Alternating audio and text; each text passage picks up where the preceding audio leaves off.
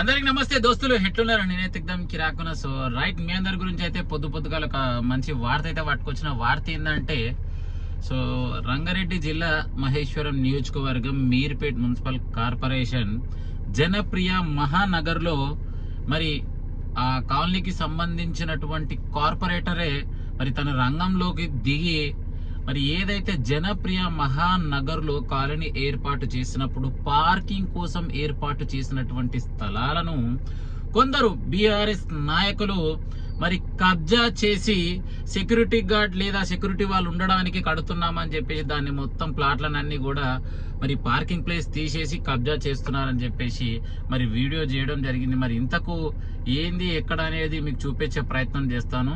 So ఇది వచ్చేసి మీకు క్లియర్గా కానొస్తుంది కదా. సో గ్రూప్లలో టోటల్లీ వైరల్ అవుతుంది లోపల వర్క్ చేసేది. సో మరి కార్పొరేటర్ అమ్మ ఏం చెప్తుందో ఒకసారి ఇందా. ఇవాళ జనప్రియలో సెల్లర్స్ కింద మళ్ళీ కబ్జా స్టార్ట్ అయింది. మరి ఇది ఎంత వేగంగా స్టార్ట్ అవుతుందంటే మొన్ననే కంప్లైంట్ ఇచ్చినాం, దాని మీద ఎలాంటి చర్య లేదు. మళ్ళీ ఇప్పుడు ఇంకోటి స్టార్ట్ అవుతుంది. అడిగితే వాచ్మెన్ రూమ్ అంటున్నారు. ఒకసారి లోపల చూసుకోవచ్చు ఎంత విశాలంగా ఉందంటే. అంత పెద్ద వాచ్మెన్ రూమ్ ఇస్తారని అయితే నేను ఎక్కడ చూడలేదు. ఎందుకంటే ఒక అపార్ట్మెంట్లోనే అంత విశాలంగా ఉండదు, అంత విశాలంగా ఉంది. ఇక్కడ కూడా నేను చెప్తున్నా కానీ పని స్టార్ట్ అయితే ఉంది. ఇక్కడ డ్రైనేజ్ ప్రాబ్లం ఎక్కుతుంది, దీన్ని పట్టించుకునే వాళ్ళు లేదు. కానీ కబ్జా చేసుకొని పబ్లిక్ ఇబ్బంది కలిగేయడానికి అయితే నెంబర్ 1 ఉంటుంది. ఇక్కడ సెల్లర్ ప్లేస్ అది దాన్ని కబ్జా చేసి డోర్స్ పెట్టి లోపల మొత్తం పని నడిపిస్తున్నారు. ఒకసారి మీరు కావాలంటే చూడొచ్చు. లోపలికి చూపి.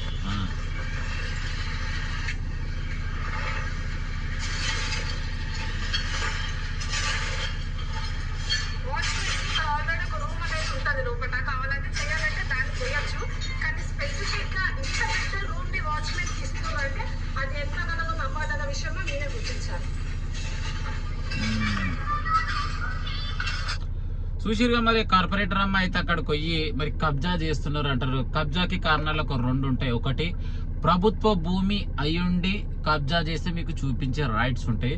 That is a private property. అవునా? ప్రైవేట్ ప్రాపర్టీ వాళ్ళు కొనుక్కొని మాత్రమే చేస్తున్నారు అన్నట్టు మరి ఆ వీడియోలో చూస్తే అయితే అర్థమవుతుంది. ఇంతకది ప్రైవేట్ ప్రాపర్టీయా లేక గవర్నమెంట్ ప్రాపర్టీయా? సో ప్రైవేట్ ప్రాపర్టీ అయితే ఏదైతే ప్రాపర్టీకి సంబంధించినటువంటి వ్యక్తులు అక్కడ ఐ విల్ సేల్, ఇది నేను అమ్మానని చెప్పేసి రిజిస్ట్రేషన్ చేస్తేనే ఇతరులు వచ్చి చేసుకోవడానికి రైట్స్ ఉంటాయి. అవునా కాదా? సో మరి చూద్దాం. మరి ఈ రోజు అయితే నేను వెళ్ళి అక్కడ ఉన్నటువంటిది ప్రభుత్వ భూమా లేక ప్రైవేట్ భూమా. ప్రభుత్వ భూమి అయితే మనకు 100% వార్త రాయడానికి అవకాశం ఉంటుంది. సో ప్రైవేట్ అయితే కూడా మరి కబ్జా అని చెప్పడానికి అవకాశం లేదు. ఎందుకంటే ప్రైవేట్ ప్రాపర్టీని ఎవరు కూడా అంత డైరెక్ట్ గా అంత డేర్ గా వచ్చేసి గొడవలు గులగొట్టేసి చేసుకునే అవకాశం అయితే ఉండదని చెప్పేసి నేను వీడియో ద్వారా తెలియజేస్తున్నాను. సో ఫైనల్ గా కార్పొరేటర్ రంగంలోకి దిగి కనీసం ఇక్కడ డ్రైనేజీ బాగా లేదు, పట్టించుకునే పరిస్థితిలో లేదని చెప్పేసి తనకు తాను క్వశ్చన్ వేసుకోవడం జరిగింది.